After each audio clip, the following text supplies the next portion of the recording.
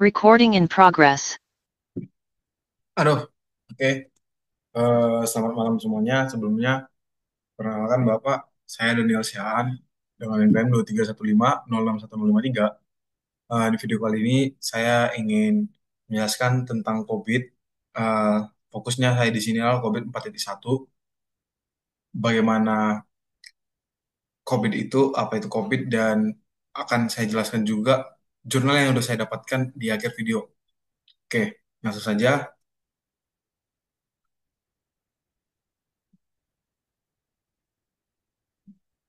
Eh, jadi yang subjudul yang saya ambil itu adalah instrumen penelitian kuesioner dalam evaluasi tata kelola TI berdasarkan COVID.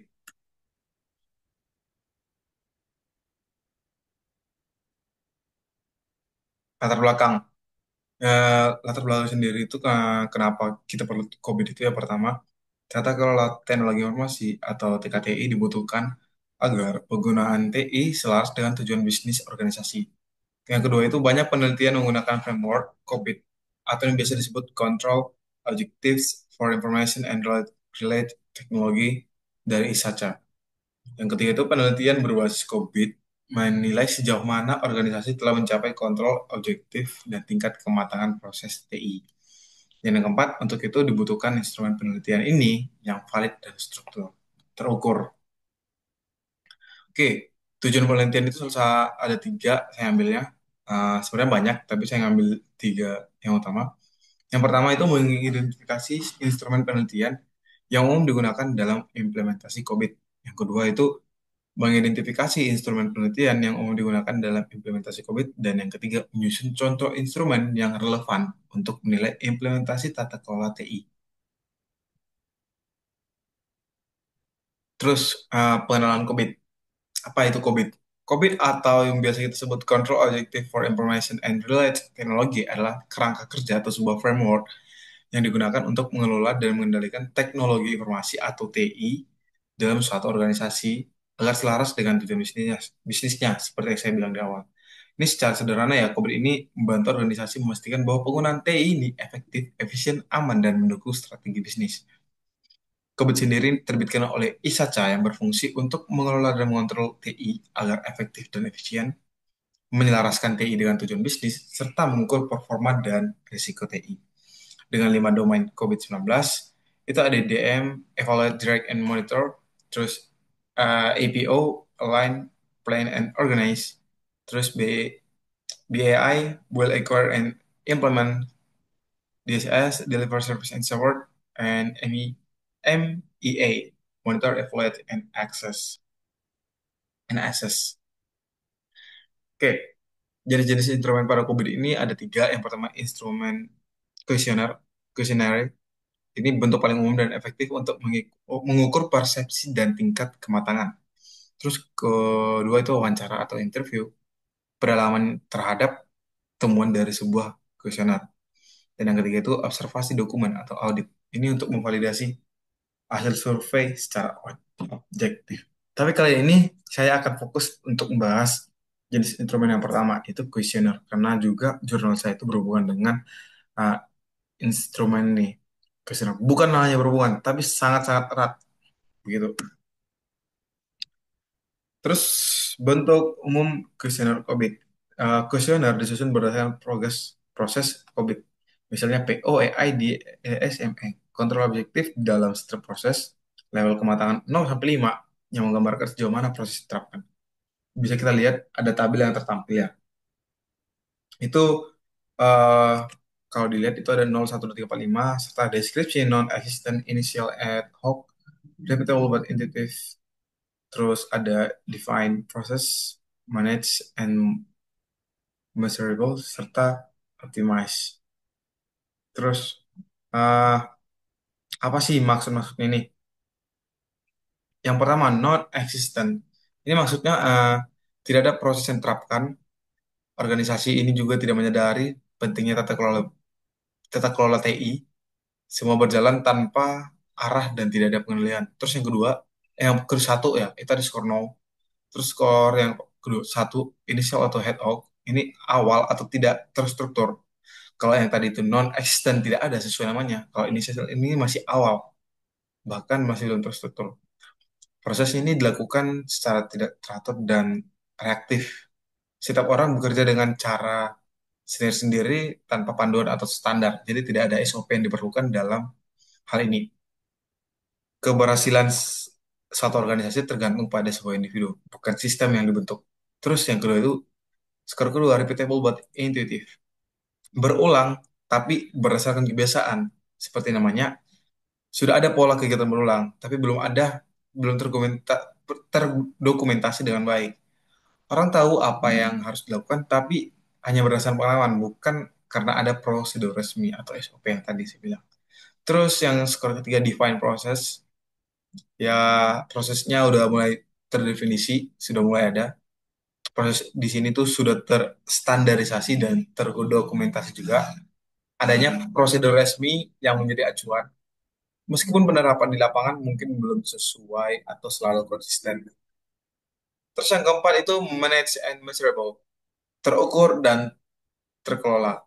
Ini prosesnya sudah dimonitor, diukur, dan dikelola dengan baik. Adanya indikator kinerja atau KPI dan laporan evaluasi berkala untuk memastikan efektivitas dan efisiensi proses. Dan yang kelima itu ada optimize, ini teroptimasi. Jadi proses ini udah mencapai tingkat terbaik, best practice. Organisasi terus melakukan perbaikan berkelanjutan, continuous improvement, selalu berimprove ke depannya selanjutnya setiap adanya evaluasi itu dengan dokumen teknologi dan data analisis untuk meningkatkan kinerjanya. Terus struktur umum kuesioner. Itu yang pertama itu biasanya identitas responden. Itu mencakup jabatan, unit kerja, pengalaman, bidang TI maupun non-TI. Terus yang kedua itu pertanyaan berdasarkan COVID, berdasarkan proses COVID. Contohnya, apakah organisasi memiliki kebijakan formal untuk pengelolaan risiko TI? Dan contoh yang kedua itu, apakah monitoring terhadap sistem dilakukan secara berkala? Terus yang ketiga itu ada skala penilaian Likert itu 0 sampai 5. Responden memilih tingkat penerapan menurut persepsinya masing-masing. Nah, contoh butir-butir kuesioner yang berdasarkan seperti yang disebutkan tadi itu adalah domain-domain COVID tadi. Untuk PO, Plan and Organize, itu contoh pertanyaannya simple. Apakah strategi telah selaras dengan strategi bisnis? Aspek yang diukur itu alignment. Terus AI, Accurate and Implement. Dengan contoh pertanyaan, apakah pengujian sistem dilakukan sebelum implementasi? Aspek yang pengen kita tahu itu yang diukur itu quality assurance. Dan yang DS, deliver and support. Apakah LNT ini dipantau terus untuk menjaga keandalannya? Ini aspek diukur itu dari bagian servisnya ya, service delivery. Dan yang keempat itu adalah monitor dan evaluate. Apakah ada evaluasi berkala terhadap efektivitas TI ini? Performance review, aspek yang diukurnya. Lanjut, terus analisis hasil kuesioner tadi. Sebelumnya contohnya, setelah ini analisisnya. Di sini tepatnya. Langkah analisis itu ada langkah-langkahnya. Yang pertama itu kita menghitung nilai rata-rata setiap domain commit-nya. Terus menentukan level kematangan atau maturity level organisasi 0 sampai 5. Terus membandingkan hasil dengan target maturity level tadi dan menyusun gap analisis dan rekomendasi peningkatan. Oke, terus contoh hasil analisis. eh, Nilai aktualnya itu 2,8, nilai target 4, gapnya itu 1,2, rekomendasi itu penetapan kebijakan, gitu kurang lebih. Kalau nilai aktualnya 3,1 dengan nilai target 4, gapnya 0,9, perlu SOP pengujian sistem. Dengan nilai aktual 2,5, nilai targetnya 4, gapnya 1,5, rekomendasinya itu monitoring layanan organisasi dan nilai aktualnya 3, nilai targetnya 4, gapnya 1 dengan rekomendasi perlu adanya audit TI periodik secara berkala. Begitu. Lanjut. Kesimpulan dari apa yang saya jelasin, eh, saya ingin menyimpulkan sedikit, sebenarnya udah tertulis. Kuesioner merupakan instrumen utama untuk menilai implementasi COVID. Instrumen ini memetakan tingkat kematangan tata kelola TI berdasarkan persepsi dan fakta lapangan. Hasil analisis kuesioner ini dapat digunakan sebagai dasar rekomendasi perbaikan governance TI di organisasi. Oke, sekian dan terima kasih. Tapi belum berakhir di sini. Saya hanya ingin mengakhiri dari sesi presentasi saya. Karena setelah ini saya akan melanjutkan dalam pemaparan hasil jurnal yang saya dapatkan dengan analisis yang bisa saya berikan dan saya sampaikan kepada yang sedang menonton. Oke, langsung saja ke jurnalnya.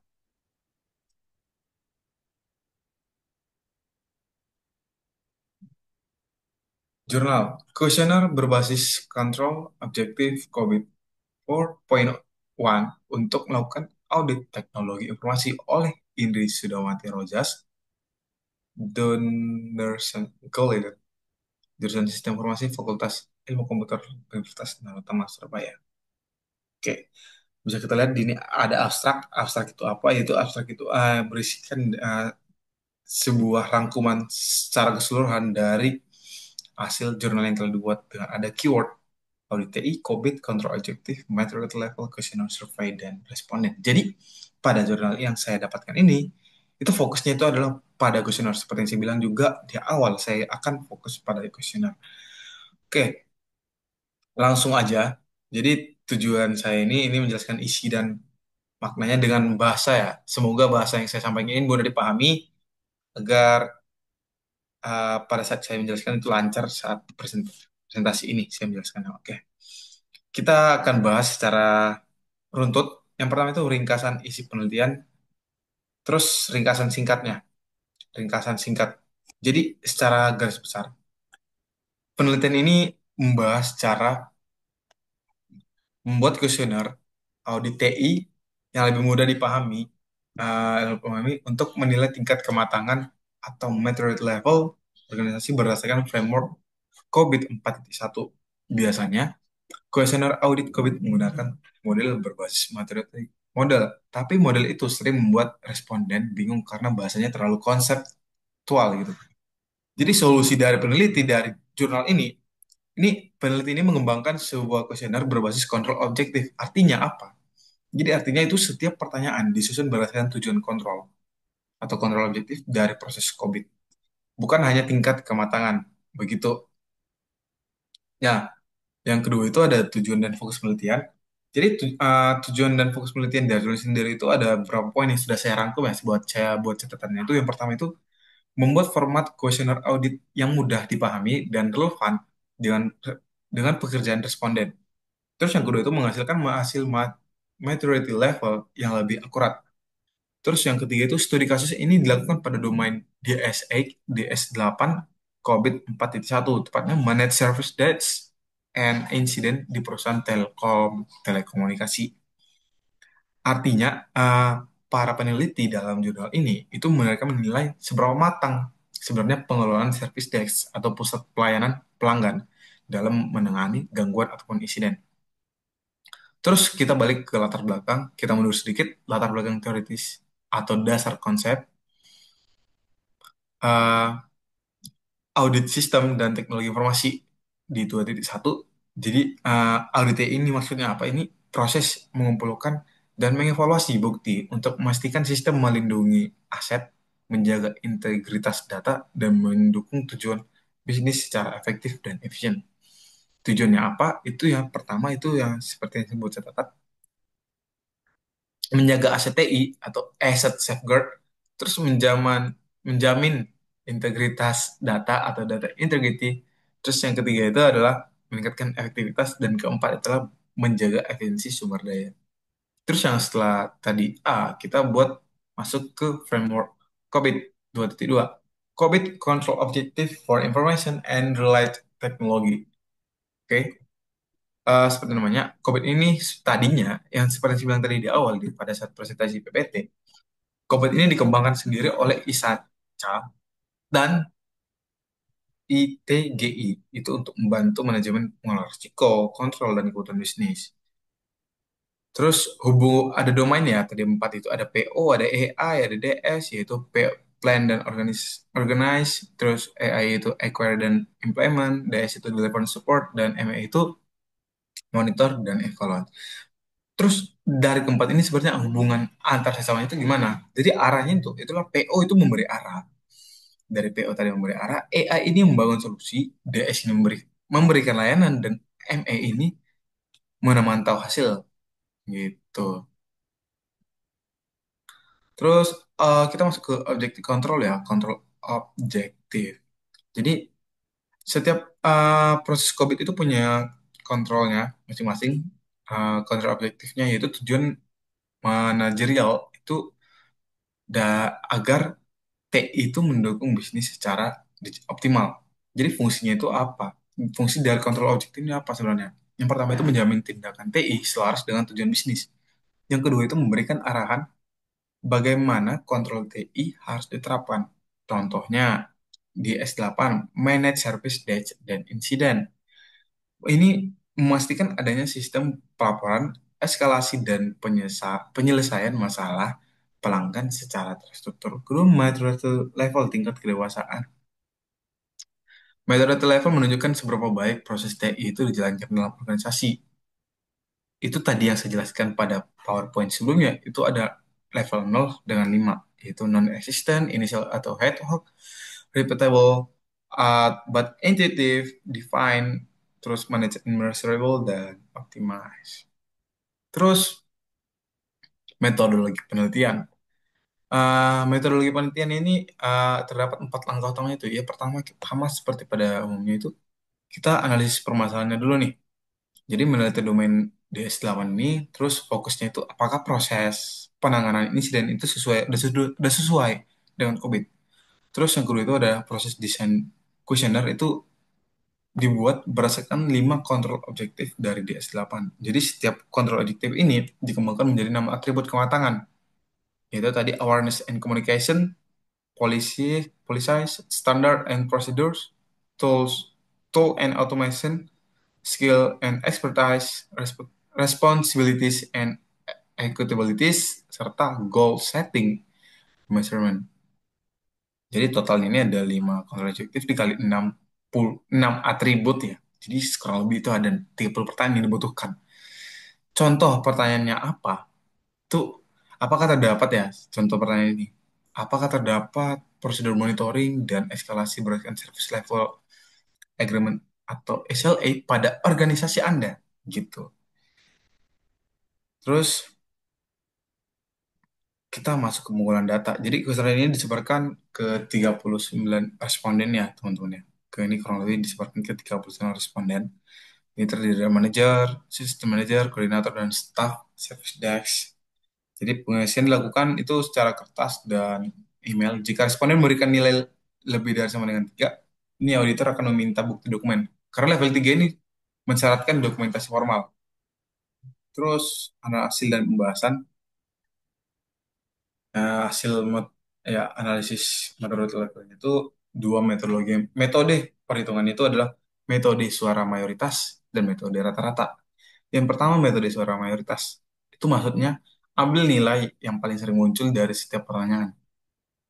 Metode rata-rata, hitung nilai rata-rata semua nilai responden. Begini. Oke. Terus hasil penelitian bisa dilihat hasil penelitiannya itu suara mayoritas itu uh, nilai akhirnya itu 1,7. Level maturity-nya 2, maknanya itu repeatable but intuitive. Tapi rata-ratanya itu berada di 2,34. Tetap masih berada di level 2. Karena range-nya bisa kita lihat 1,51 sampai 2,50. Masih di repeatable but intuitive.